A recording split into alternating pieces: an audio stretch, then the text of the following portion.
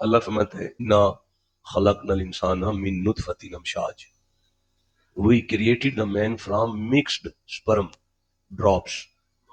ہم نے انسان کو ماں اور باپ کے ملے جلے نطفے سے تخلیق کیا.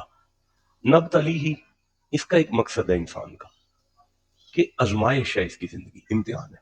نبتلی ہی، انسان کی زندگی امتحان ہے. کیا ہے؟ سارے بولو، انسان کی زندگی. فجعلناہ سمیعا بصیرا، اللہ نے انسان کے لیے اس کی سماعت کا انتظام کیا، اس کی بصارت کا انتظام کیا، آنکھیں عطا کی، کان عطا کیے.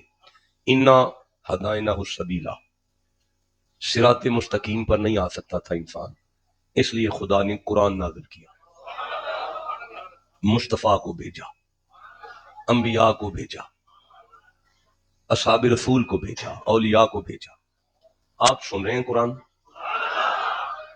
آپ کو سمجھ آ رہی ہے کہ اللہ نے ان آیات کے ان لفظوں میں اس بات کو گنا ہے، اے بھی میں کیتا ہے، اے بھی میں کیتا ہے، اے بھی میں کیتا ہے، اے بھی میں کیتا ہے. تسی بن نہیں سو سکتے، میں بنایا ہے. تسی سن نہیں سو سکتے، میں سنایا ہے. تسی ویخ نہیں سو سکتے، میں وکھایا ہے. تسی ہدایت تے آ نہیں سو سکتے، میں تہاڈی ہدایت دا بھی بندوبست کر دیتا ہے. اس ساریاں گلاں کر کے اللہ مندے نبتلی ہی، ایک کم لی تانوں پیدا کیتا ہے، وہی تہاڈا امتحان ہے. وہ ایک تے تسی کرو نا بھائی. اینے کم جو اللہ کر چھڑے نے تہاڈے لئی، تسی بن نہیں سکتے، بنا چھڑے ہے. تسی ویخ نہیں سکتے، وکھا چھڑے ہے. تسی سن نہیں سکتے، سنا چھڑے ہے.